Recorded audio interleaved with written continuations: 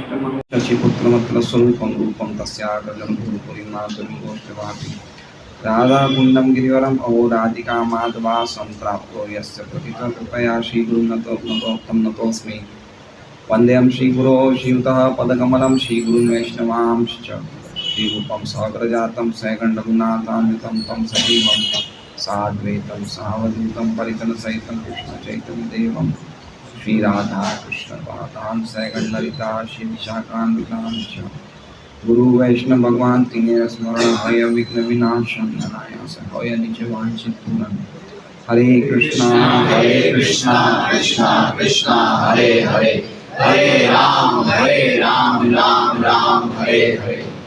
राम जी को थोड़ा आगे आ जाए, पीछे जगह कम है। राकेश जी थोड़ा और आगे, हंसुल बहू आप भी आगे जाओ, बच्चों और आगे आ जाओ।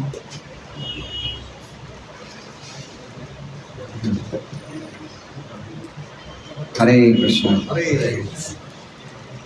तो ये इतने पहले स्कंद के हमने 11 अध्याय किए, लेकिन ये अध्याय ऐसा है जिसमें सब अभी तक प्रेमी भक्तों का ही वर्णन हो रहा है। आनंद ही आनंद है इस अध्याय में।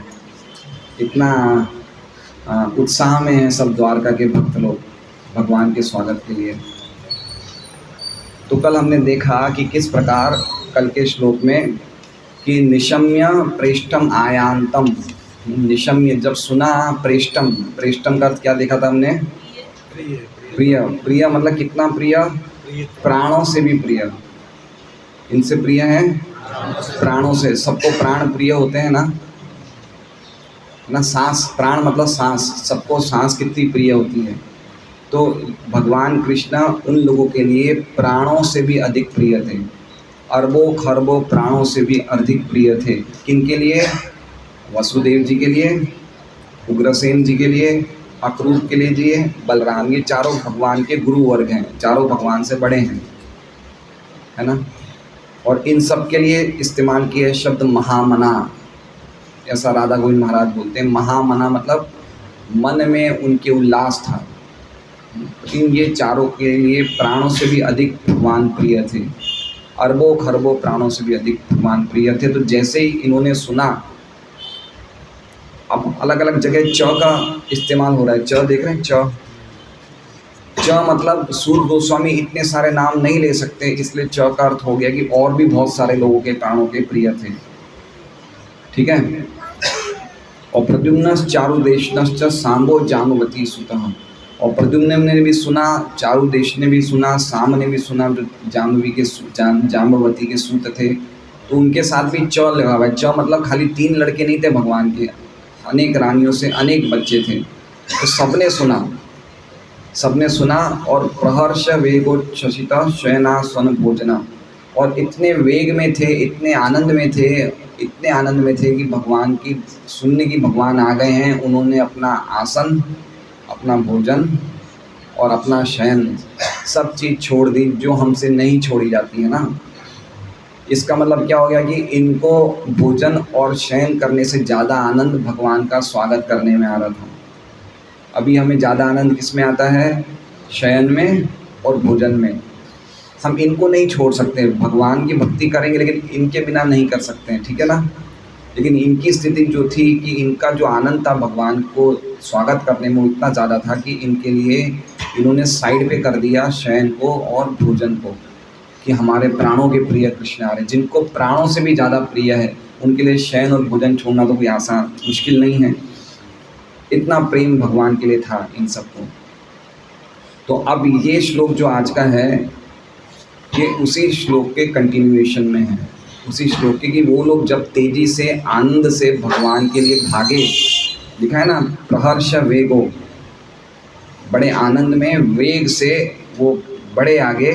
तो उन्होंने फिर क्या किया, किस प्रकार से उन्होंने भगवान की अगवानी की। अगवानी मतलब समझते हैं? स्वागत किया या ग्रीटिंग्स करी, अभिवादन किया, है ना, अगवानी करना।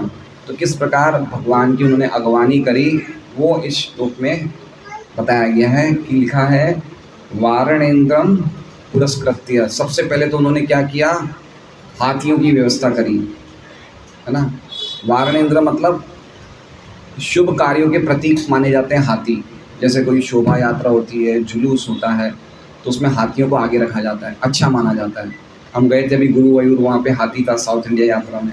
उडुपी में भी हाथी था ना, हाथी रखे जाते हैं। तो आजकल तो हमारे पास कहाँ आएंगे हाथी, लेकिन आप भी हम देखते हैं कोई घर में कोई बड़ा प्रोग्राम होता है, कोई कोई अपनी शादी में भी हाथी आगे रखते हैं, ऐसा देखा जाता है।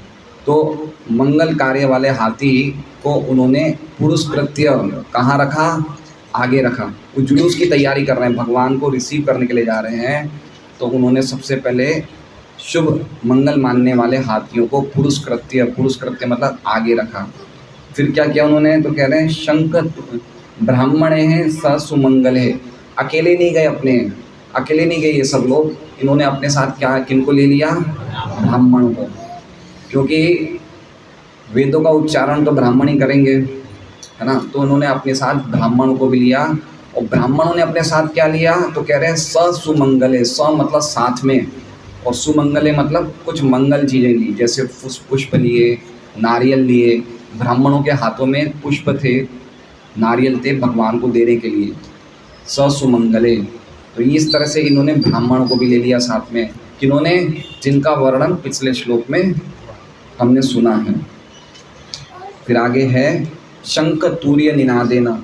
और ऐसा नहीं है कि बिना कोई म्यूज़िक के, इन्होंने साथ में म्यूज़िकल इंस्ट्रूमेंट्स भी लिए, शंख लिया, शंख हमेशा बज रहा था।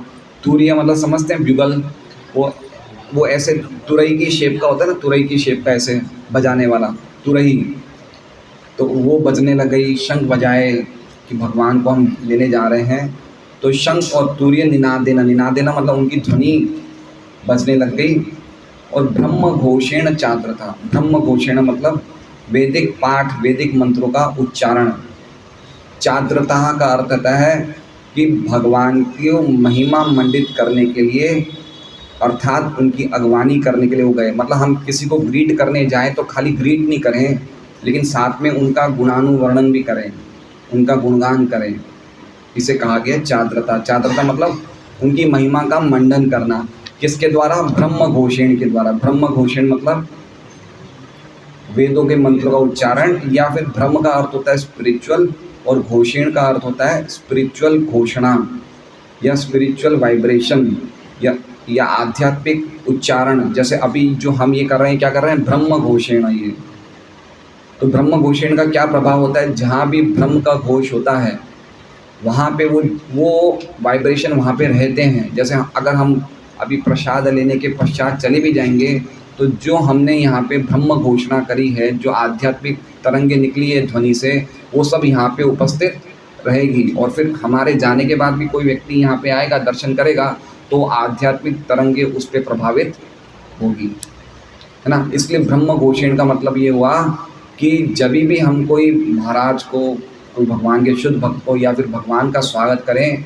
तो ब्रह्म घोषेण मतलब वैदिक मंत्र हमारे लिए क्या है, सर्वश्रेष्ठ हरे कृष्णा कृष्णा कृष्णा हरे हरे, हरे राम राम राम हरे हरे। ये ब्रह्म घोषेण है। इससे बढ़कर ब्रह्म घोषेण कोई है ही नहीं, है ना। तो इसका उच्चारण ब्राह्मणों ने किया। चाद्रता, आर्द्रता मतलब उनको महिमा मंडित करने के लिए उनकी अगवानी इस प्रकार करी। अब क्या किया उन्होंने, प्रति जगमुह। तो प्रति मतलब भगवान कृष्ण की तरफ, प्रति मतलब भगवान कृष्ण की तरफ, उज्जगमुह मतलब तेजी से बढ़े। कैसे बढ़े, भगवान कृष्ण की तरफ तेजी से बढ़े। आगे क्या जा रहे हैं, ब्राह्मण जा रहे हैं, अरे सॉरी हाथी जा रहे हैं, ब्राह्मण जा रहे हैं, शंख तूर्य बज रहा है, ब्रह्म घोषण, ब्रह्म का वेदों का उच्चारण हो रहा है। अब इनकी तेजी से बढ़े, तो तेजी से बढ़ने के लिए इन्होंने क्या किया, रथे रिष्ठा, ये रथ पे चढ़ गए। किस पे चढ़ गए, रथ पे क्यों गए, ये जल्दी जाना था ना। द्वारका हमने देखा, द्वारका 12 योजन है, मतलब 100 माइल्स में फैली हुई है। तो अब भगवान ने कहाँ पे अंदर प्रवेश किया है। अब ये लोग अपने महलों में हैं, तो इनको जाने में तो थोड़ी दूरी लगेगी। जैसे मान लीजिए अगर हमें पता है कि हमारे महाराज आ रहे रेलवे स्टेशन पे हैं, और हम यहाँ गोपाल नगर में, तो हम भागते भागते तो नहीं जाएंगे ना, कोई 2 व्हीलर पे जाएगा, कोई गाड़ी में जाएगा। तो ये लोग भी तेज़ी से बढ़े, तो कैसे गए, सब रथ पे चढ़ गए। रथ पे चढ़ गए, रथ में ब्राह्मणों को भी चढ़ा लिया, और रिश्ता रिश्ता मतलब बिल्कुल आनंद से हैं, ऐसे कब, ऐसे ऐसे कैसे कृष्ण से मिलने जाना है, कृष्ण से मिलने जाना है, ऐसे बिल्कुल रिष्ट थे, आनंद में, आनंदित चित्त था मतलब उनका। और कैसा था, प्रणयागत साध्वसा, आनंद चित्त का क्या अर्थ होता है, प्रणयागत, प्रणयागत मतलब प्रणय आगत मतलब उनका जो हृदय था वो स्नेह में, स्नेह से सिक्त था, डूबा हुआ था, स्नेह से भरा हुआ था, स्नेह से भीगा हुआ था, प्रेम से उनका हृदय जो था भीगा हुआ था, इस प्रकार उनका हृदय था। प्रणयागत साध्वसा, साध्वसा मतलब उन्होंने अभिवादन किया, मतलब उन्होंने क्या किया, ग्रीटिंग्स, जैसे हम बोलते हैं ना श्रृंगार आरती में हमें क्या करना है, भगवान को ग्रीट करना चाहिए। ग्रीट मतलब समझ रहे हैं, अभिवादन, है ना। तो उन्होंने ऐसे प्रेम भरे हृदय से भगवान का अभिवादन किया। और साध्वसा का अर्थ विश्वनाथ चक्रवर्ती ठाकुर बताते हैं कि वो इतने ज़्यादा एक्साइटेड थे भगवान को लेने के लिए कि वो ऊब चूक हो रहे थे कि मैंने ये तो ले लिया, वो तो ले लिया। जैसे जैसे कोई लड़की वाले के घर को बारात आती है, लड़के वाले थे, अरे इसकी तैयारी करी, ये ले लिया नहीं ले लिया, ये ले लिया नहीं ले लिया, ऐसे वो एक्साइटेड होते इतने खुशी से। तो इतने ज़्यादा एक्साइटेड थे वो लोग कि वो ये देख रहे थे कि क्या हमने कुछ भूल तो नहीं गए, ये ले लिया वो ले लिया, सब कुछ भगवान का स्वागत बराबर हो गया। तो ऐसे साध्वसा का अर्थ बताया। तो समझ गए आप लोग, बहुत सुंदर अर्थ है किस प्रकार वो भगवान के स्वागत करने के लिए रथ पे गए, ब्राह्मणों को साथ लेके, ब्राह्मणों के हाथ में नारियल थे, फूल थे, शंख और तुरही बज रही थी, ब्रह्म घोषण चल रहा था, आगे हाथी थे, और इस प्रकार हृदय उनका प्रेम से भरा हुआ था, और इस प्रकार उन्होंने भगवान को ग्रीट किया, सादर किया, स्वागत किया, महिमा मंडित किया, इस प्रकार उन्होंने भगवान की अगवानी करी, है ना। तो इस ऐसे देखिए समझना चाहिए कि जैसे ही हमारे सूरत शहर में जैसे महाराज आते हैं, सन्यासी महाराज, तो ऐसे हमें अगवानी करनी चाहिए, शंख बजना चाहिए, फूल लेके जाएं, नारियल लेके जाएं, खूब अच्छी तरह स्वागत करना चाहिए। ये बहुत, अगर हमारे मन में ऐसी भावना नहीं है स्वागत करने की, तो एटलीस्ट जो हमने सुना है वैसे कर लें हम, तो उससे अपने आप ही मन की भावना हमारी प्रकट हो जाएगी। जैसे प्रोसेस बताया कि हमारे में नहीं है उत्साह, फिर भी उत्साह बताएं, फिर भी बताएं उत्साह, तो ऐसे क्या होगा, क्योंकि नित्य सिद्ध कृष्ण प्रेम साध्य का गुण, हमारे हृदय में तो भगवान का प्रेम ऑलरेडी है ही, खाली प्रैक्टिस से बाहर निकालना है। तो अगर हमारे मन में नहीं भी आएगी ऐसा उत्साह, तो हम करते रहें तो उससे उत्साह आ जाएगा। मुझे याद है बहुत सालों पहले, बहुत सालों की बात है, जब महाराज के खाली 5 6 7 शिष्य थे सूरत में, तो मैं एक बार महाराज को रेलवे स्टेशन लेने गया था, तो हम खाली 2 ही शिष्य थे लेने के लिए, और कोई था ही नहीं। ट्रेन कोई लेट हो गया तो पहुँचे नहीं, ट्रेन आ गई पहले, तो हमने महाराज का सामान वामान लिया, तो महाराज ने कहा कीर्तन करो कीर्तन करो। तो हम 2 जने करताल थी साथ में, कीर्तन करते करते प्लेटफॉर्म से बाहर निकले। क्यों किया, ये है ब्रह्म घोष है, कि ये ब्रह्म घोष, ये आध्यात्मिक ध्वनि जो भी रेलवे स्टेशन में सुनेगा उनका भी कल्याण होगा, है ना। इसलिए ये संकीर्तन जो है ये हर जगह स्वागत के दौरान चलते रहना चाहिए, ये ब्रह्म घोष है।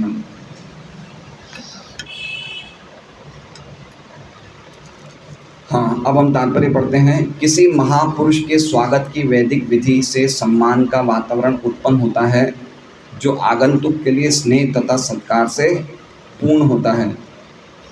किसी महापुरुष के स्वागत की वैदिक विधि से सम्मान का वातावरण उत्पन्न होता है, मतलब अगर हम कोई महान पुरुष का या भगवान का स्वागत वैदिक विधि से करते हैं, प्रॉपर वे से करते हैं, तो एक पूरा माहौल किसका उत्पन्न होता है, सम्मान का। हमारे हृदय में अपने आप ही सम्मान की भावना उत्पन्न हो जाएगी, और ये आगंतुक के लिए स्नेह तथा सत्कार से पूर्ण होता है। आगंतुक मतलब जो आ रहा है उसके लिए स्नेह तथा सत्कार से पूर्ण होता है। तो ये कौन से शब्द बता रहे हैं, प्रणयागत, प्रणयागत और आर्द्रता, 2 शब्दों के लिए बता रहे हैं कि किस प्रकार से वो लोग ने स्वागत किया भगवान का।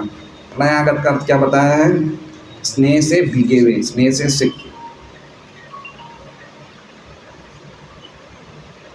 ऐसे स्वागत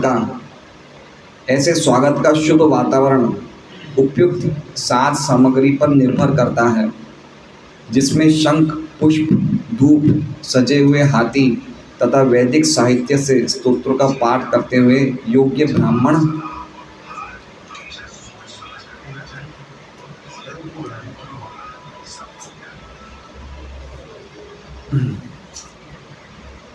जिसमें शंख पुष्प धूप सजे हुए हाथी तथा वैदिक साहित्य से स्तोत्रों का पाठ करते हुए योग्य ब्राह्मण सम्मिलित हैं। स्वागत का ऐसा कार्यक्रम स्वागतकर्ता तथा स्वागत किए जाने वाले दोनों की निष्ठा से पूरित होता है। निष्ठा मतलब समझ रहे हैं, सिंसियरिटी, मतलब हमें तैयारी करनी चाहिए। कैसे कोई आ रहे हैं तो किस प्रकार से हमें पूरा प्लानिंग करनी चाहिए। कौन फूलों की माला बनाएगा, कौन फूल का मार्ग सजाएगा, कौन शंख बजाएगा, पूरी तैयारी से कि किस प्रकार हम जिसको हमें स्वागत करना है। तो उससे क्या होता है, दोनों की निष्ठा, जिनका स्वागत होता है वो बड़े आनंद में आते हैं, उनको बड़ा अच्छा लगता है, वो खुश हो जाते हैं और वो खुश हो जाते हैं। मतलब भगवान, ये किसकी बात की जा रही है, हम कोई बाबा साहेब आम्बेडकर इनकी बातें नहीं कर रहे हैं, आप समझ रहे हैं। जैसे 13 अप्रैल 14 अप्रैल को लोग पागलों की तरह जाते हैं वहाँ पे एम्पायर स्टेट के सामने, ऐसे नहीं हम कह रहे हैं। शुद्ध भगवान के जो शुद्ध भक्त हैं, जो महाभागवत हैं या स्वयं भगवान हैं, उनका इस प्रकार से स्वागत होना चाहिए। ये एक बहुत बड़ा तात्पर्य, जो ये हमारे लिए बहुत बड़ी शिक्षा होनी चाहिए कि हमारे हृदय में से उल्लास होना चाहिए। और अगर नहीं है तो जो हमने सुना है उसके अनुसार हमें अपने उल्लास को बनाना चाहिए। ठीक है,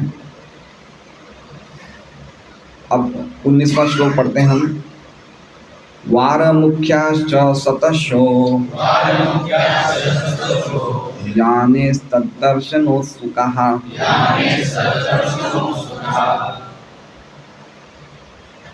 लसत्कुंडल निर्भात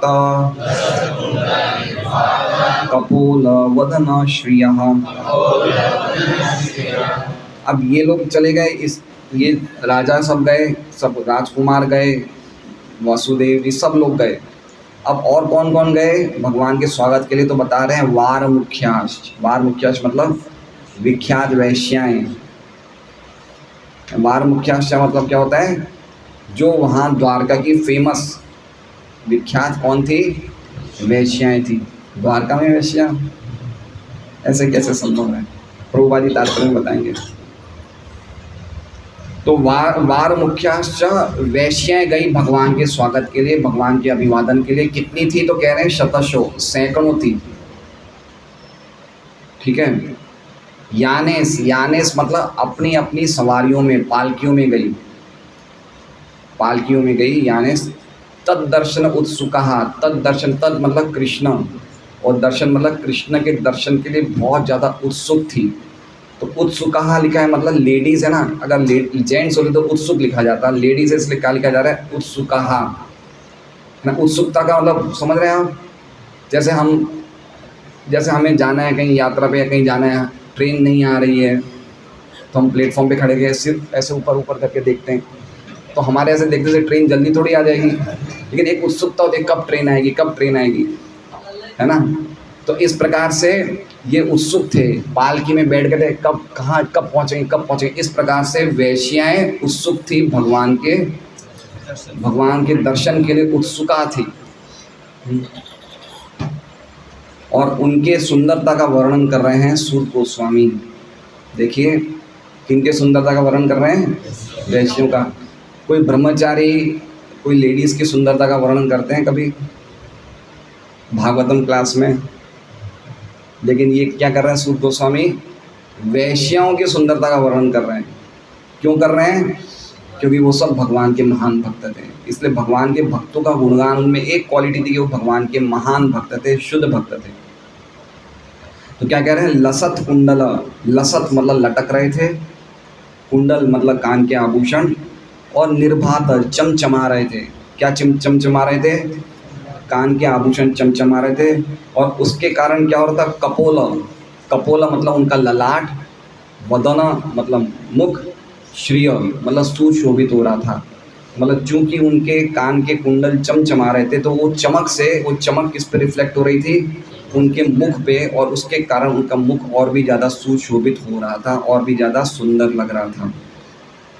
किनका मुख, वैश्याओं का, है ना।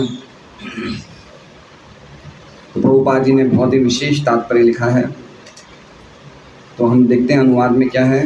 उसी समय सैकड़ों विख्यात वैश्याएं, कहाँ लिखा हुआ है, वार मुख्याश्च शतशो, विविध सवारियां, क्या लिखा है, याने, पर आरूढ़ होकर आगे बढ़ चली। वे सभी भगवान से मिलने हेतु अत्यंत उत्सुक थी, उत्सुकाहा, और उनके सुंदर मुखमंडल चमचमाते कुंडलों से सुशोभित थे, है ना, जिनके कारण उनकी ललाट की शोभा बढ़ रही थी। ठीक है। तात्पर्य, यदि वैश्याएं भगवत भक्त हों तो हमें उनसे भी घृणा। प्रभुपाद जी पहला ही सेंटेंस जबरदस्त लिखते हैं। देखिए, वैश्याओं का नाम सुनते ही या वैश्या को देखते ही हमारे में घृणा का भाव आता है ना, कि इनसे दूर रहो, अच्छे नहीं, ये नहीं है, एक अच्छा भाव नहीं आता है। लेकिन प्रभुपाद जी क्या कह रहे हैं कि अगर वो भी भक्त हैं तो उनसे घृणा का भाव नहीं होना चाहिए, और अगर वो भक्त नहीं हैं तो भक्तों के हृदय में ये भावना तो होनी चाहिए कि वो भी भक्त बन जाए, है ना। यद्यपि हमारे में इतनी हिम्मत नहीं होगी कि हम उनके पास जाएं प्रचार करने, लेकिन एटलीस्ट हृदय में तो ये भावना होनी चाहिए कि ये भी भगवान के भक्त बन जाए। प्रभुपाद जी का बड़ा जोरदार तात्पर्य है। आगे लिखते हैं प्रभुपाद जी, आज भी भारत के बड़े बड़े नगरों में ऐसी अनेक वैश्याएं हैं जो श्री भगवान की निष्ठावान भक्त हैं। समय के फेर से, क्या लिखा है, समय के फेर से मतलब काल का पाश इस प्रकार का है कि किस पे क्या मजबूरी आ जाती है। तो लिख रहे प्रभुपाद जी, समय के फेर से किसी को ऐसा पेशा ग्रहण करना पड़ जाता है जो समाज में सम्मानित न हो, लेकिन इसके कारण भगवत भक्ति करने में कोई व्यवधान नहीं आता। इसका मतलब क्या हुआ, इसका मतलब चाहे कोई कितना भी गिरा से गिरा हुआ व्यक्ति नहीं हो, है ना, जिसका समाज में सम्मानित स्थान नहीं है, लेकिन फिर भी भगवान की भक्ति करने का तो उसे पूरा पूरा अधिकार है, और भगवान की भक्ति करने से सबसे ऊंचे स्थान पे पहुंच जाता है। शुचि होय मुचि होय यदि कृष्ण त्यजे, समझ रहे हैं, एक शुचि, एक ब्राह्मण बन जाता है मुचि, मुचि मतलब मोची, मोची मतलब हल्की जात का। एक ब्राह्मण भी अगर मोची बन जाएगा, क्यों, यदि कृष्ण त्यजे, अगर वो कृष्ण को नहीं भजन करता तो वो भी मोची बन जाएगा। और मोची हो शुचि हो यदि कृष्ण भजे, लेकिन अगर एक मोची होगा वो भी अगर कृष्ण का भजन करेगा तो वो भी शुचि हो जाएगा। ठीक है। तो ये नहीं देखना चाहिए कि व्यक्ति, कभी कभी ऐसा होता है कि कभी हम भक्तों के समाज में भी देखते हैं कि कोई हल्की जाति से या कोई बहुत ही लो रैंकिंग से, समाज की लो रैंकिंग से भक्त बन जाता है, तो हमारे मन में यही भावना आती है कि यार ये कैसा है, लेकिन ऐसी भावना नहीं रखनी चाहिए। वैष्णव में जाति बुद्धि की भावना नहीं होनी चाहिए। अब वो भक्ति कर रहा है, अब हमें उसका पास्ट नहीं देखना वो क्या था पूर्व में, अब वो भक्ति कर रहा है ना, बस ये देखना चाहिए। लेकिन इसके कारण भगवत भक्ति करने से कोई व्यवधान नहीं आता। श्री भगवान की भक्ति समस्त परिस्थितियों में निर्विघ्न रहती है। इस वर्णन से ज्ञात होता है कि आज से 5000 वर्ष पूर्व द्वारका जैसे नगर में भी, जहाँ भगवान कृष्ण निवास कर रहे थे, वैश्याएं रहती, मतलब वहाँ पे वैश्याएं भी थी। इसका अर्थ क्या है, द्वारका में वैश्याएं थी तो उसका बता रहे, कारण बता रहे हैं। इसका अर्थ ये है कि समाज के समुचित निर्वाह के लिए वैश्याएं भी आवश्यक अंग है। समाज के, एक मनुष्य समाज अच्छी तरह से प्रॉपरली फंक्शन करे, उसके लिए वैश्याएं भी आवश्यक अंग। क्या बता रहे हैं प्रभुपाद जी, क्या लग रहा है आपको, वैश्याएं भी आवश्यक अंग हैं। देखिए कितना रेवोल्यूशनरी पर्पट है प्रभुपाद जी का तात्पर्य। देखिए क्यों ऐसा बता रहे हैं, तो आगे बता रहे हैं, सरकार शराब की दुकानें खोलने देती हैं तो इसका अर्थ ये नहीं है कि सरकार मदिरापान को प्रोत्साहित करती हैं। जहाँ पे शराब की दुकानें खुलती हैं लाइसेंस से, सरकार खोलने की अनुमति देती है, तो इसका मतलब ये नहीं कि सरकार चाहती है लोग और ज़्यादा पिए। वो क्यों कर रही है, आगे बताते हैं प्रभुपाद जी। तो इसका अर्थ ये, भाव ये कि मनुष्यों का एक ऐसा वर्ग है जो किसी भी कीमत पर मदिरापान करेगा, और ऐसा अनुभव है कि मद्य निषेध से बड़े बड़े शहरों में शराब की तस्करी को बढ़ावा। क्या सूरत के लिए बात सही नहीं है ये, है ना। अगर हम कितना ही उसको रोकेंगे, उसको हम लोग क्या बोलते हैं, ड्राई एरिया मानेंगे, लेकिन कहीं ना कहीं से जो इस व्यक्ति को पीना होगा वो कहीं ना कहीं से इंतजाम अपना कर ही लेगा, व्यवस्था कर लेगा। तो अच्छा है कि वो इस प्रकार से स्मगलिंग करके पी रहा है, तो अच्छा है कहीं लाइसेंस की दुकानें खोल जाए, खोल दी जाए तो अगर उसे पीना हो तो वहीं से ही पी लेगा, क्यों ऐसे गलत काम करके पी रहा है? इससे क्या होगा, उसकी पीने की प्यास और ज़्यादा बढ़ेगी अगर इस प्रकार से पिएगा। इससे अच्छा कि लाइसेंस करके, रिस्ट्रिक्शन करके रख दिया जाए, ऐसा प्रभुपाद जी कह रहे हैं। इसी प्रकार जो व्यक्ति घरों में संतुष्ट नहीं हो पाते हैं उन्हें ऐसी छूट की अपेक्षा रहती है। समझ रहे हैं आप? समाज में इस प्रकार कुछ प्रकार के ऐसे पुरुष वर्ग हैं जिनकी मेंटेलिटी एक स्त्री से संतुष्ट होने की, अपनी घर की पत्नी से संतुष्ट होने की नहीं होती है ना। उनको कहा जाता है करप्ट मेंटेलिटी, गिरी हुई मानसिकता। तो उनके लिए क्या बताया है कि अच्छा है कि ऐसे व्यक्ति जो घर में संतुष्ट नहीं हो पाते उन्हें ऐसी छूट की अपेक्षा रहती है। अब क्यों छूट दी जाए? वेश्याएं बंद कर दो, अगर वेश्याएं बंद हो जाएगी तो छूट मिलेगी नहीं, अपने आप सुधर जाएंगे। तो प्रभुपाद जी बोल रहे नहीं, ऐसा नहीं होगा। क्या होगा? तो कह रहे हैं अगर वेश्याएं नहीं हो तो ऐसे निम्न लोग दूसरों को वेश्यावृत्ति के लिए प्रेरित करेंगे। समझ रहे हैं बात को? एक हम सेंटेंस पूरा कर लेते हैं। अच्छा हो कि दूसरे लोगों को वेश्यावृत्ति के लिए प्रेरित करेंगे। अच्छा हो कि वेश्याएं बाज़ारों में उपलब्ध हों जिससे समाज की पवित्रता कायम रहे। समाज के अंदर वेश्यावृत्ति को प्रोत्साहन देने की अपेक्षा वेश्या वर्ग को बनाए रखना अच्छा होगा। समझ रहे हैं बात को? देखिए ध्यान से समझिए प्रभुपाद जी क्या बोलना चाहते हैं कि मान लीजिए वेश्याएं नहीं होंगी तो जो लोगों की मानसिकता गिरी हुई वो क्या करेगा? वो जो निर्दोष लड़कियां हैं उनको दूषित करेंगे। समझ रहे हैं बात को? बुरा मत मानिएगा, आजकल जितने भी ऑफिसेस हैं या जितने भी कॉलेजेस हैं जहाँ पे कोएड एजुकेशन होती है, या यहाँ जहाँ पे एक व्यक्ति पुरुष बॉस होता है, लेडीज़ काम करती है, तो लेडीज़ जो काम करने, नौकरी करने या व्यापार करने ऐसे पुरुषों के बीच में जाती है, उनकी भावना खराब भावना से नहीं जाती है। लेकिन पुरुष जो करप्ट मेंटलिटी के होते हैं वो अपने आप ही उनको गलत नज़रों से देखना शुरू कर देते हैं और कभी ना कभी वो गलती का प्रयोग कर देते हैं। तो ये अच्छी जगह पे वेश्यावृत्ति हुई नहीं हुई? हो गई ना? आप समझ रहे हैं? और आज सौभाग्य से कोई बहुत सौभाग्यशाली ऐसी लड़की होगी जो ऐसे माहौल में जाने के बावजूद भी बची रहे। तो समझ रहे हैं? ये बिल्कुल फैक्ट है, क्योंकि हर पुरुष की मेंटेलिटी करप्ट है। क्यों करप्ट है? क्योंकि वो भक्ति में नहीं लगा हुआ है। चाहे किसी के कितने ही अच्छे संस्कार होंगे, अगर वो भक्ति नहीं कर रहा है तो उसकी मेंटेलिटी कुछ समय तक तो अपने कल्चर को, ट्रेडिशन को मेंटेन रखेगा, लेकिन बाद में कलयुग के प्रभाव से उसकी मेंटेलिटी करप्ट हो ही जाएगी। और इसका सबसे बड़ा प्रभाव पड़ता है उन लड़कियों पे या उन लेडीज़ पे जो इस प्रकार क्या बोलते हैं, सार्वजनिक स्थलों पे नौकरी करते हैं या कुछ अपने काम काज करने जाते हैं, उस पर बहुत बड़ा प्रभाव पड़ता है। और इस प्रकार सोसाइटी में वेश्यावृत्ति को प्रोत्साहन मिल रहा है। तो प्रभुपाद जी का बोलने का अर्थ है कि ऐसे लोग होंगे तो अच्छा है कि समाज की पवित्रता बना रहे और एक अलग ही समाज हो वैश्याओं का। तो अगर इनको जाना है तो उनके पास जाओ, निर्दोष लड़कियों को बर्बाद मत करो। समझ गए प्रभुपाद जी का तात्पर्य? कि एक अच्छे माहौल को खराब मत करो। और ये बहुत बड़े बड़े शहरों में जितने भी बड़ी बड़ी ऑफिसेस हैं, बैंक्स हैं, इंडस्ट्रीज़ हैं, फैक्ट्रीज़ हैं, कॉलेजेस हैं, ये वेश्यावृत्ति, आपको पता है एक बात, नवरात्रों के बाद सबसे ज़्यादा एबॉर्शन के केसेस होते हैं। पता है ये बात सूरत में पेपर में आई हुई है। तो क्या हो रहा है? ये वेश्यावृत्ति हो रही है। तो प्रभुपाद जी तात्पर्य में लिख रहे हैं, कहाँ गलत लिख रहे हैं? इसका ना ये नहीं कि प्रभुपाद जी वेश्यावृत्ति को समर्थन दे रहे हैं, लेकिन वो कह रहे हैं कि अगर कुछ प्रकार के ऐसे लोग हैं तो उनकी भी तो कुछ व्यवस्था होनी चाहिए ना, उनकी व्यवस्था होनी चाहिए। तो उस प्रकार का एक रास्ता निकाल रहे हैं प्रभुपाद जी। ये सपोर्ट नहीं कर रहे हैं, एक रास्ता निकाल रहे हैं कि कैसे समाज अच्छा बना रहे, मनुष्य समाज कैसे अच्छा बना रहे।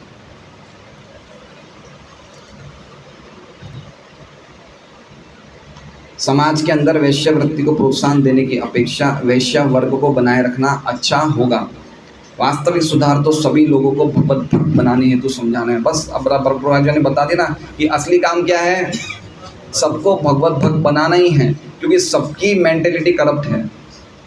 आप देखिए, हम किससे भी, हम हमारे नौकर चाकर हैं या हमारे कर्मचारी हैं या हमारे मित्र हैं, जो भी या हमारे व्यापारी हैं, कस्टमर हैं या हमारे सेठ हैं जहाँ हम नौकरी करते हैं, जो भी कृष्ण भक्त नहीं है उसकी मेंटेलिटी गड़बड़ है ही है। तो हम किस किस को छोड़ेंगे, किस किस को त्याग करें? तो अच्छा है कि हम उन्हीं के भी भगवत भक्त बनाएं, है ना। कहाँ से लाएंगे हम? तो अच्छा है कि हम उन्हीं व्यक्तियों को भगवत भक्त बनाने का प्रयास करें। हमारे एक अभी मुझे कौन मिले, वेसु मंदिर में मेरा लेक्चर था 2 हफ्ते पहले, तो एक माता जी मिले, बोले प्रभु जी मेरी 2 बहनें हैं, आप उनका विवाह करवा दीजिए। तो मैंने बोला कहाँ रहती है? बोले राजस्थान में रहती है। तो मैंने उनकी एज क्या है? तो उन्होंने बायोडाटा बताया, 1994 का जन्म है, मतलब कितने साल की हो गई? 30 साल की। मतलब कि माता जी आपने अभी तक शादी क्यों नहीं करवाई इनकी? बोले इनके गुरु, इनके जो शिक्षा गुरु थे उन्होंने कहा कि भाई तुम अब 16 माला करते, तुम एक भक्त को ही ढूंढो। मैं माता जी जब तक भक्ति मिलेगा क्या वो शादी नहीं करेगी? इससे अच्छा कि कोई धर्म पे चलने वाला व्यक्ति उससे शादी करवा लो, क्या पता भगवान की मर्जी हो तो बाद में बन जाएगा भक्त। हम उसके चक्कर में शादी नहीं करेंगे तो सही नहीं है ना।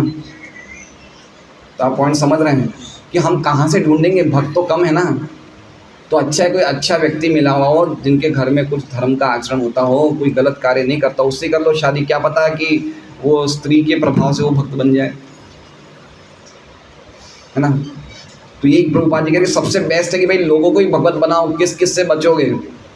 सभी गड़बड़ है यहाँ तो अच्छा है कि जिनको तुम मिलो उन्हीं को ही भगवत भक्त बनाओ। यारे देखो तारे कहो कृष्ण उपदेश, आमार आगे गुरु हैया तारे ही देश, जिससे जीवन के समस्त पतनोन्मुख कारकों पर रोक लगेगी। अगर भगवत भक्त बनेंगे तो अपने आप ही सब गलत काम अपने आप ही बंद हो जाएंगे।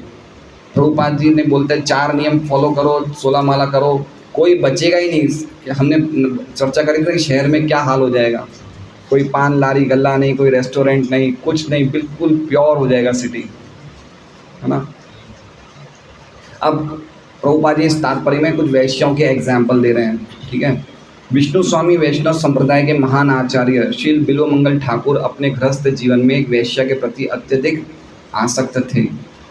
देखिए ये महान भक्त हैं और एक वैश्य से आसक्त थे।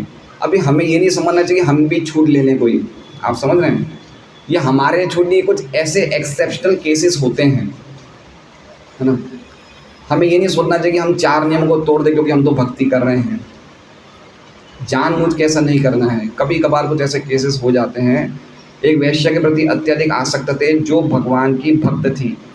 एक रात जब घंघोर वर्षा हो रही थी तथा बिजली कड़क रही थी तो उसी में बिल्वमंगल ठाकुर चिंतामणि के घर पहुंचे। वैश्य का नाम क्या था? चिंतामणि।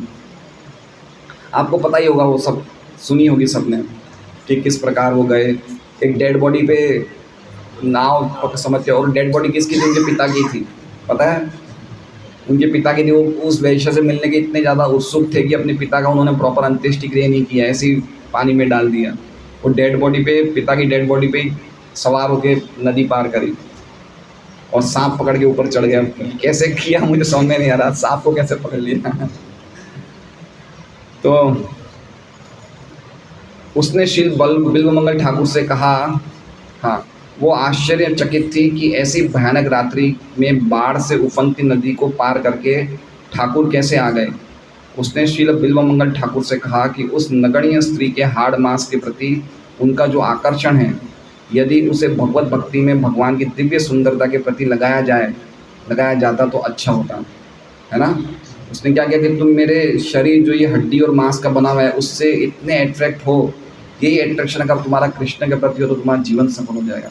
तो बिल्वमंगल ठाकुर ने जैसे ये सुना तुरंत चेंज आ गया। तुरंत चेंज इसलिए आ गया कि पिछले जन्मों में उन्होंने भक्ति करी थी, इसलिए चेंज आ गया। ये तो इतनी जल्दी चेंज आता नहीं है ना। तो तुरंत उनके पूर्व संस्कार जाग गए और उन्होंने भगवान की भक्ति में लग गए। और देखिए इन्हीं बिल्वमंगल ठाकुर ने एक बहुत बड़ा ग्रंथ लिखा है जो वैष्णव को बड़ा प्रिय है। शकुंतला माता जी, पता है? कृष्ण कर्णामृत। और कृष्ण कर्णामृत में इन्होंने चिंतामणि का गुणगान किया है कि ये मेरी गुरु है। शिक्षा गुरु कौन है? चिंतामणि। तो उसी प्रकार से इन्होंने भी गुणगान किया चिंतामणि का, और यहाँ सूत गोस्वामी भी वैश्यों का गुणगान कर रहे हैं। क्यों? क्योंकि अब भगवान के भक्त हो गए हैं। ये ठाकुर के लिए परीक्षा की घड़ी थी और वैश्या के वचनों से आत्म साक्षात्कार की ओर मुड़े। बाद में उन्होंने उसे वैश्या को अपना गुरु माना और उन्होंने अपने काव्य में कई बार चिंतामणि के नाम का गुणगान किया है, जिसने उन्हें सत्य मार्ग दिखलाया। तो उल्टा चक्कर देखिए, वैश्या ने उनको शिष्य बनाया। देखिए एक और उदाहरण है चैतन्य चेतावनी में हरिदास ठाकुर का, है ना, जो गांव के जमींदार थे रामचंद्र खान, उनको नाम खराब करने के लिए वैश्या को भेजते हैं हरिदास ठाकुर के पास। और वो वैश्या जब हरिदास ठाकुर के पास आती है तो हरिदास ठाकुर की यही भावना होती है कि ये वैश्या मेरे पास आई है, इसका कैसे कल्याण हो। तो 3 दिन 3 रात लगातार उन्होंने खाली हरे कृष्ण महामंत्र का जप किया और उस वैश्या ने खाली सुना। खाली सुनने मात्र से वो इतना हृदय उसका शुद्ध हो गया कि वो भगवान की शुद्ध भक्त बन गई, और वो भी रोज़ 3 लाख नाम करने लग गई। तो वैश्याओं का भी इतना भगवान के भक्तों के संग में आके इतना कल्याण होता है। श्रीमद् भगवद गीता 9.32 में भगवान कहते हैं, हे पृथा पुत्र, निम्न कुल में उत्पन्न चांडाल, नास्तिकों के वंश में उत्पन्न मनुष्य तथा वैश्याओं तक भी जीवन की पूर्णता प्राप्त करेंगी यदि वे मेरी अनन्य भक्ति का आश्रय ग्रहण कर ले। क्योंकि भक्तिमय सेवा के मार्ग में नीच कुल में जन्म तथा वृत्ति अवरोधक नहीं है। ये मार्ग उन सबके लिए खुला है तो उसका अनुगमन करना जो उसका अनुगमन करना चाहते हैं।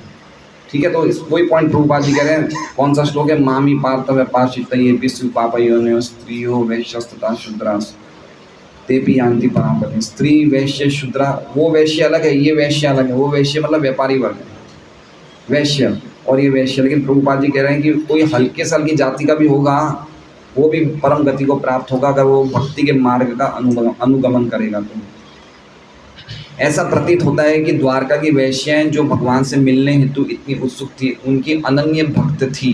अनन्य मतलब समझ रहे हैं, किसी और की भक्त नहीं थी, वो कृष्ण की ही भक्त थी, अनन्य, अन्य किसी की नहीं। और एक वैश्य का और भागवत में भी वर्णन है, याद है उनका नाम? पिंगला, है ना, बहुत सुंदर वर्णन है 11वें स्कंद में पिंगला का। पूरी स्टोरी नहीं बताऊंगा लेकिन बहुत अच्छा वर्णन है। और इस प्रकार श्रीमद् भगवद गीता के उपरोक्त वचन के अनुसार वे सभी मोक्ष के पथ पर थी। मोक्ष के पथ पर थी मतलब इस वैश्य के जन्म के बाद उन्हें वापस भगवान के धाम जाना निश्चित था, है ना। अतः समाज में जिस एकमात्र सुधार की आवश्यकता है वो है सभी नागरिकों को भगवत भक्त बनाना, और कोई उपाय नहीं है, कोई अल्टीमेट नहीं है। आप किसी को ईमानदार समझते हो, अगर वो भगवत भक्ति तो वो बेईमान हो जाएगा, कोई बचेगा नहीं। कलयुग के प्रभाव में कोई नहीं बचेगा। सब कल्चर्स की बाउंड्री, सब ट्रेडिशंस की बाउंड्रियाँ टूटने वाली है। अभी तो खाली 5000 साल हुए हैं, पता नहीं आगे हमें ऐसी चीज़ें देखने को मिलेगी जिनकी हमने कल्पना आज हमने करी भी नहीं होगी। इसलिए अल्टीमेटली एकमात्र सॉल्यूशन है, जिससे मिलो उसे कृष्ण के बारे में प्रचार करो, है ना। इससे बढ़कर और कोई दूसरा उपाय नहीं है। और जो भगवान की भक्ति का प्रचार करता है, जो भगवान के नाम का प्रचार करता है, भगवान उस भक्त पे निर्भर हो जाते हैं। भगवान तो भगवान है, इसमें कोई डाउट है क्या? कोई डाउट नहीं ना। भगवान की सत्ता भगवत्ता उनकी है, उसमें कोई डाउट नहीं है। लेकिन कितने लोग जानते हैं और कौन बताएगा लोगों को? भक्त बताएंगे। तो भक्त भी, भगवान भी अपनी मार्केटिंग करवाने के लिए किस पे निर्भर है? भक्त पे। समझ रहे हैं बात को?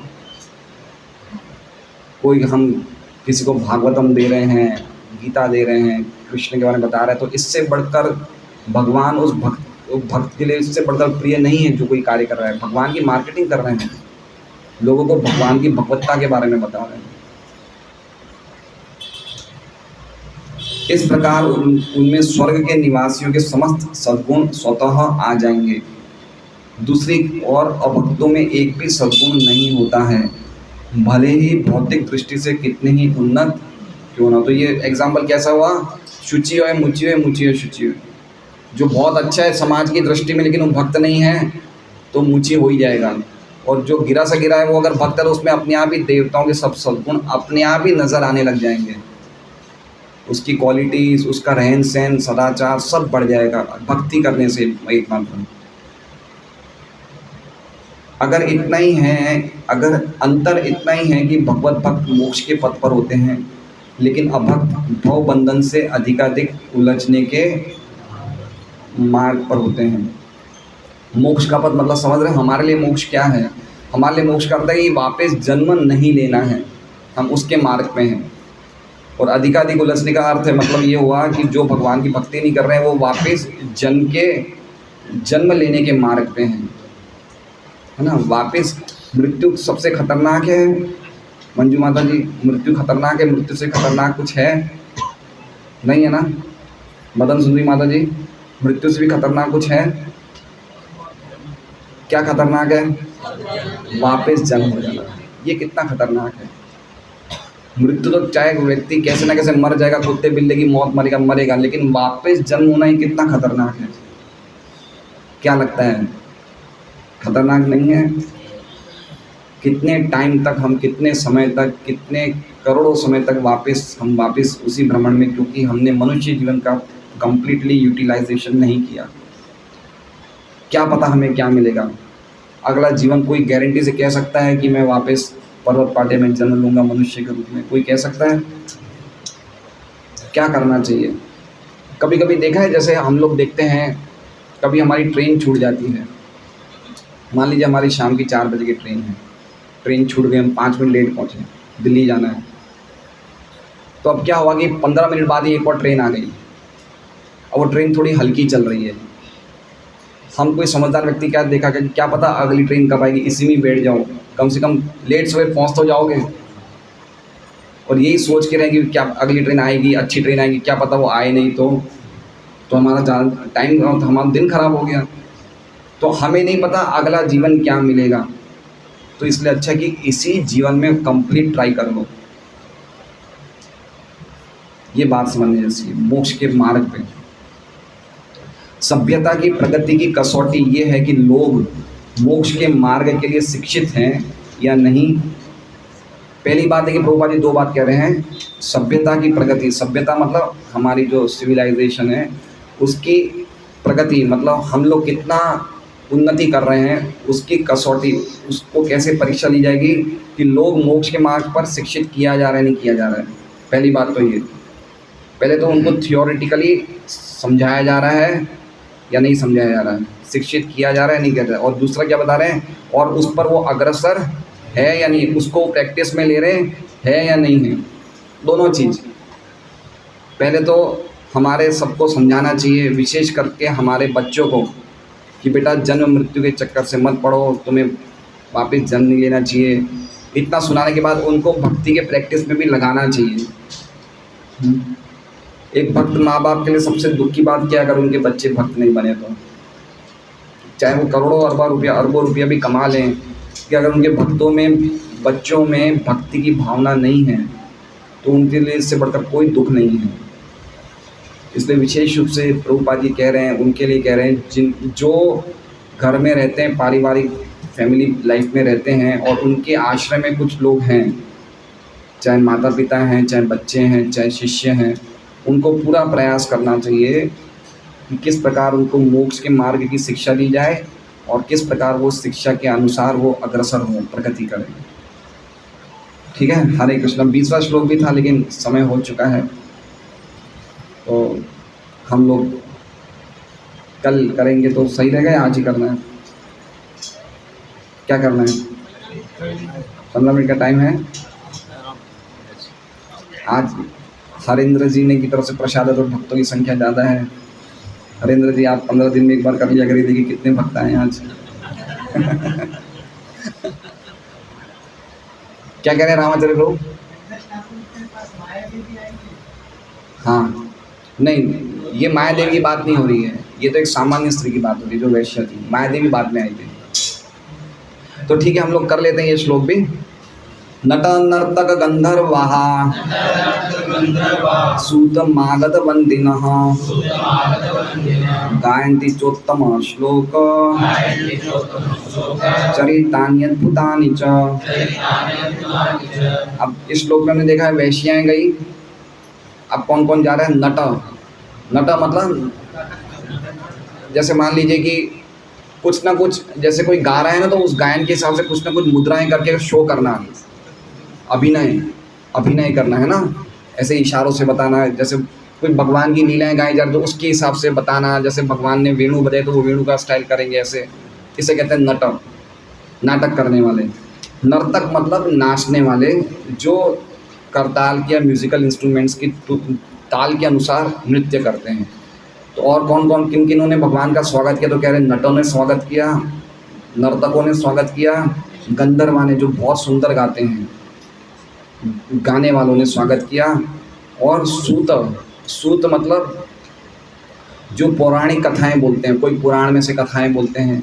ज़्यादातर बड़े बड़े राज परिवारों में ऐसे सूत होते हैं जो सुबह सुबह उठते ही कुछ पुराणों में से कथाएं बोलना शुरू कर देते हैं। भागवत में अलग अलग जगह अगर हम पढ़ेंगे तो आएगा। पौराणिक कथाएं बोलते हैं, कोई रामायण की कथा बोल दी, कोई महाभारत की कथा बोल दी, इसे कहते हैं सूत।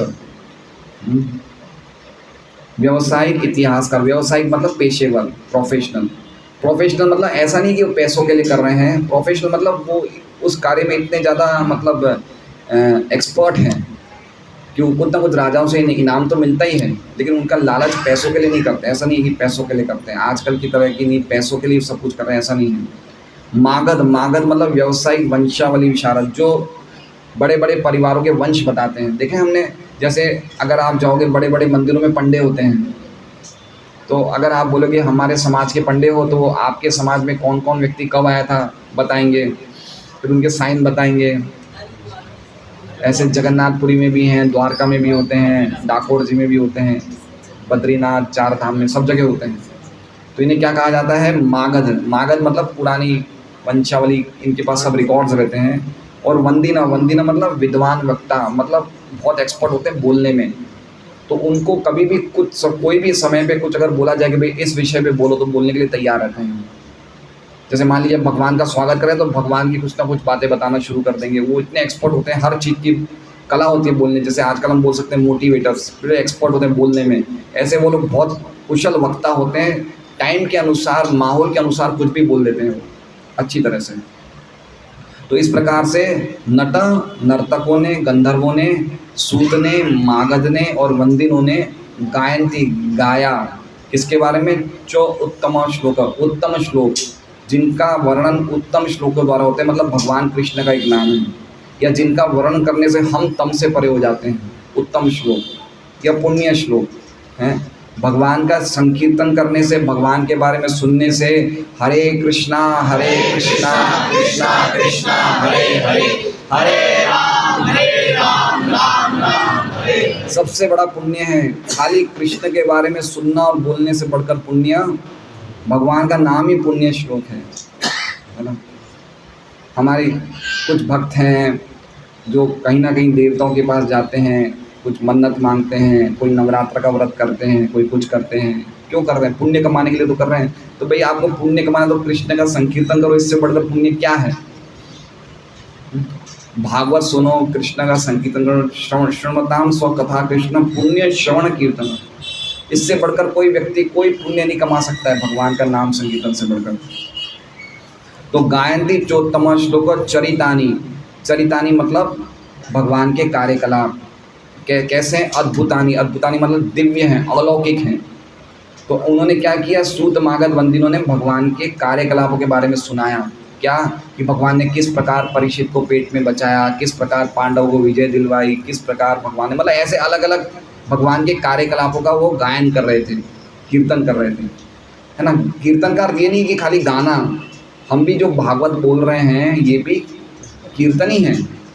कीर्तन का अर्थ ये नहीं समझना कि खाली संकीर्तन गाना उसे ही कीर्तन बोलते हैं। जो भगवान के बारे में कुछ वर्णन कर रहा है गीता या भागवत से, वो भी कीर्तन है। तो इस प्रकार कुशल नाटककार, कलाकार, नर्तक, गायक, पौराणिक, वंशावली विशारद, भाट तथा विद्वान वक्ता, वाचक, सबने भगवान के अलौकिक कार्यकलापों से प्रेरित होकर अपना अपना योगदान दिया। इस प्रकार वे भी आगे बढ़ते गए। तात्पर्य, ऐसा प्रतीत होता है कि 5000 वर्ष पूर्व भी समाज को नाटककारों की, कलाकारों, नर्तकों, गायकों पौराणिकों, वंशावली विशारदों, सार्वजनिक वक्ताओं की भी आवश्यकता पड़ती थी। हम देखते हैं रात को कहीं ना कहीं पहले रामलीला, ये रामलीला होती थी, भगवान की लीलाएं, महाभारत पे ड्रामाज होते थे, रामायण पे ड्रामा होते थे ना, बहुत अच्छा लगता था देखने में, एनलाइवनिंग हुआ करता था, क्योंकि भक्तों को ये सब भी चाहिए, समाज को ये सब भी चाहिए, आवश्यकता है। प्रभुपाद जी इसलिए कह रहे हैं कि ये सब चीज़ों की भी आवश्यकता पड़ती है। नर्तक, गायक तथा नाटक कलाकार अधिकांशतः शूद्र जाति के होते थे, जबकि विद्वान, पौराणिक, पंचावली विशारद, भाट तथा सार्वजनिक वक्ता ब्राह्मण जाति के होते थे। अलग अलग जाति के लोग थे, ये सभी किसी जाति विशेष से संबंधित होते थे और अपने अपने कुलों में दक्ष हो जाते थे। ऐसे नट, नर्तक, गायक, इतिहासकार, भाट तथा सार्वजनिक वक्ता विभिन्न युगों तथा कल्पों में भगवान के अलौकिक कार्यकलापों का वर्णन करते थे, किसी सामान्य घटना का नहीं। देखिए, एक बहुत समझने ऐसी बात है कि आजकल हम अपने बच्चों में क्या बजाते हैं, डीजे बजाते हैं, है ना, पिक्चरों के गाने बजाते हैं। ये ब्रह्म घोष नहीं, ये माया घोष है, ये है ना। ये कितना खतरनाक है, जो सुनता है और जो सुना रहा है उसको भी बहुत बड़ा पाप लगता है। तो अगर उसके बदले कीर्तन लगाया जाए या कुछ ऐसी रिकॉर्डिंग, जैसे प्रभुपाद जी के कुछ भजन लगा दिए जाए या प्रभुपाद जी की कुछ महामंत्र की आवाज़ घर में रसोई में चलती रहे, तो ये बहुत आवश्यक है। इससे अपने आप ही एक स्पिरिचुअल माहौल बनता है। तो इस प्रकार से हम देखेंगे कि कुछ हमारे घर में भी कोई मांगलिक प्रसंग हो और अगर हमारी शादी में चलती हो, अर्थात अगर हम लड़की वाले नहीं हैं, लड़के वाले हैं, और अच्छी तरह से हम शादी करवाएं, तो हमें इस प्रकार के गाने वालों को या नाचने वालों को या इस प्रकार के लोगों को लाने जो भगवान से संबंधित कुछ करें, ना कि पिक्चरों से संबंधित। वो पूरा माहौल ख़राब हो जाता है। आप एक खाली पिक्चर का एक गाना सुन लेंगे ना, या एक लाइन सुन लेंगे, तो कुछ समय तक तो आपकी मानसिकता थोड़ी डाउन हो ही जाएगी, चेतना डाउन हो जाएगी। अगर आपको चेतना डाउन करनी है तो एक बार कोई 3 घंटे की पिक्चर में खाली 10 मिनट बैठ लो। कोई क्या बोलते हैं उसे, थिएटर्स को आजकल क्या बोलते हैं, नहीं, सिनेमैक्स क्या बोलते हैं, सिनेमा हॉल नहीं, मल्टीप्लेक्स, यस। 3 घंटे की पिक्चर के पैसों की टिकट ले लो, खाली 5 मिनट बैठ जाओ। अगर कोई भक्ति गंभीरता से करो, 5 मिनट से बैठना सहन नहीं होगा। इतनी ज़्यादा डाउन होती है चेतना भौतिक जगत के म्यूज़िक से। तो कैसे कोई व्यक्ति जो भगवान की भक्ति कर रहा है वो कैसे सहन कर सकता है म्यूज़िक सुनना। मैं कभी कभार रिक्शों में बैठता हूँ, तो रिक्शों में जैसे मान लीजिए मुझे मार्केट जाना होता है, तो रिक्शे में बैठा सिंगल सवारी करके जाता हूँ, तो बैठते वो म्यूज़िक चालू करते हैं जोर। मैंने बोला बेटा बंद कर दे तू ये। तो बोले क्या करूँगा, मैंने बोला कुछ नहीं, मैं महामंत्र का जप कर रहा हूँ, तू बंद कर दे इसे। तो कोई लोग मान जाते, कोई लोग मानते भी नहीं, तो मैं उतर जाता हूँ। और बहुत ज़्यादा डिस्करेजिंग है। और 1 मिनट का संग भी हम गलत ले लेना, वो बहुत बड़ा प्रभाव करता है।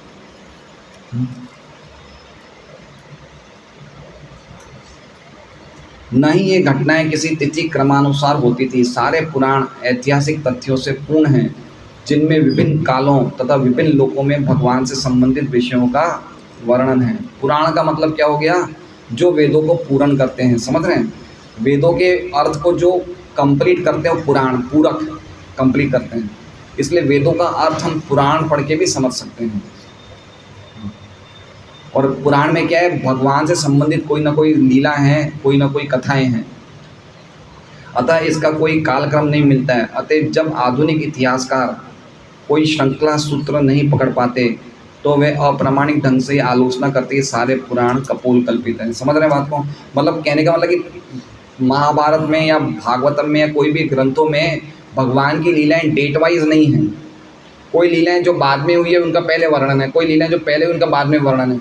तो जो आधुनिक हिस्टोरियंस होते हैं, जो भगवान के भक्त नहीं होते हैं, वो समझते हैं तो सब कुछ सिस्टमेटिक नहीं है। इसका मतलब ये सब कुछ क्या है, कल्पना है। ये सचमुच हुए नहीं थे। ये समाज में शांति लाने के लिए कुछ कल्पित चीज़ें हैं जो प्रस्तुत करी गई हैं, इसलिए वो इसे मिथ्या मानते हैं। यहाँ तक कि 100 वर्ष पूर्व भी भारत में सारे नाटकों के विषय परमेश्वर के अलौकिक कार्यकलापों पर ही केंद्रित होते थे। नाटकों के खेले जाने पर निश्चित रूप से जन सामान्य का मनोरंजन होता था और यात्रा टोलियाँ नाटक मंडलियाँ बहुत होती थी, अब तो धीरे धीरे सब बंद हो गया है, सब सिस्टम ही बंद हो गया। आजकल वो होते हैं प्रोग्राम्स में क्या, इवेंट मैनेजमेंट टीम्स होती हैं जिनके अलग अलग पैकेजेस होते हैं, और वो क्या बताते हैं पागलों की तरह। वो पति दूल्हे दुल्हन के ऊपर चढ़ा रहे हैं, ऊपर चढ़ गए, फिर एक दूसरे माला पहना रहे हैं, फिर वो कुछ पिचकारी से वो फेंका जाता है, चमकियाँ, पता नहीं क्या क्या पागलपन होता है। पूरा माहौल पॉल्यूट कर दिया है। अभी एक शादी हुई थी वहाँ पे, बहुत अच्छी तरीके से हुई थी। वाड़ा में एक शादी हुई थी, परम पूज्य राधानाथ महाराज के शिष्य थे। बहुत सुंदर उसका वीडियो आया है मेरे पास, मैं हो सकता है मुझे मिलेगा तो भेजूँगा। पति पत्नी दोनों भक्त थे, तो कितनी प्रॉपर वे से शादी करी उन्होंने, बहुत अच्छी वे से शादी करी, बिल्कुल सब विधि विधान से शादी करी, और बहुत अच्छा लगता है देखने में। आजकल की शादी की तरह नहीं, जो बिल्कुल एक तरह से आजकल की शादी तो सचमुच अर्थों में शादी हुई या नहीं है वो ही नहीं पता है, इतना इतना कोलैप्स हो गया सिस्टम। एटलीस्ट भक्तों की जिनकी शादी नहीं हुई है उनको तो ऐसे ही, अगर पति पत्नी दोनों भक्त हैं तो मंदिर में प्रॉपर वे में अच्छी तरह शादी करें, बहुत अच्छा लगता है। वैष्णव के बीच में तो माहौल ही पूरा बदल जाता है।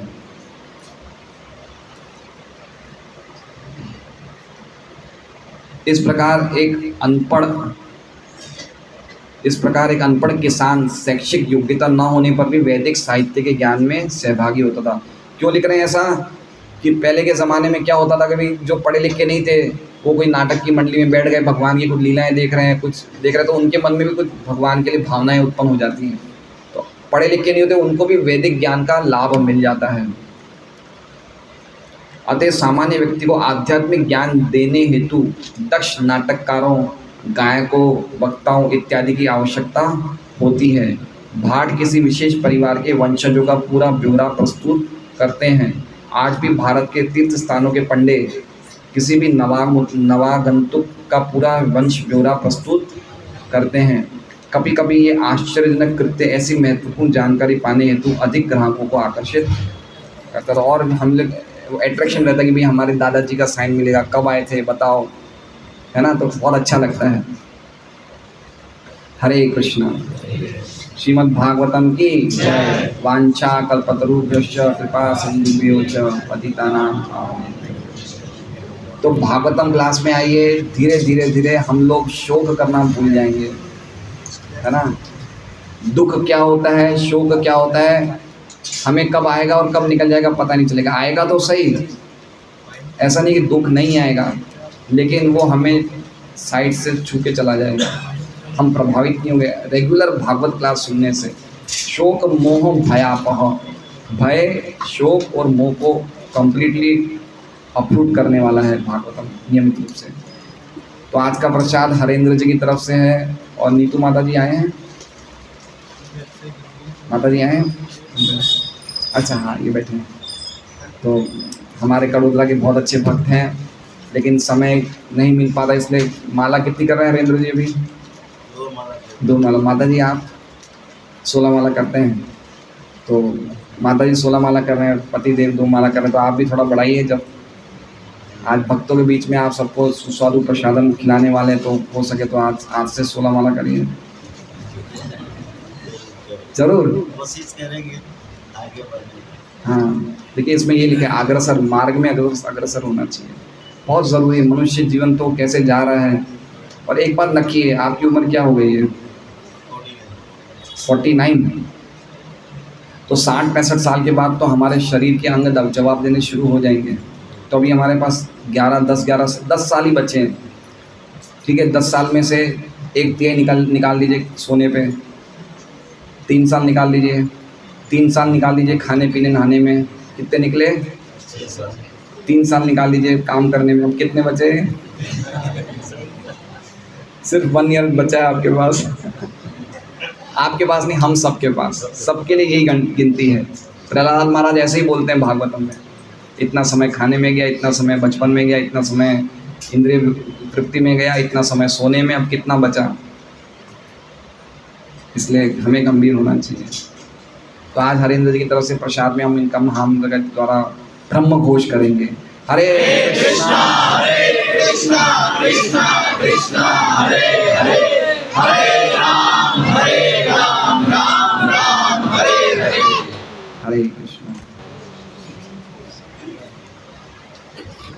बिल्व मंगल ठाकुर तो कुछ बाद में भक्त बने चिंतामणि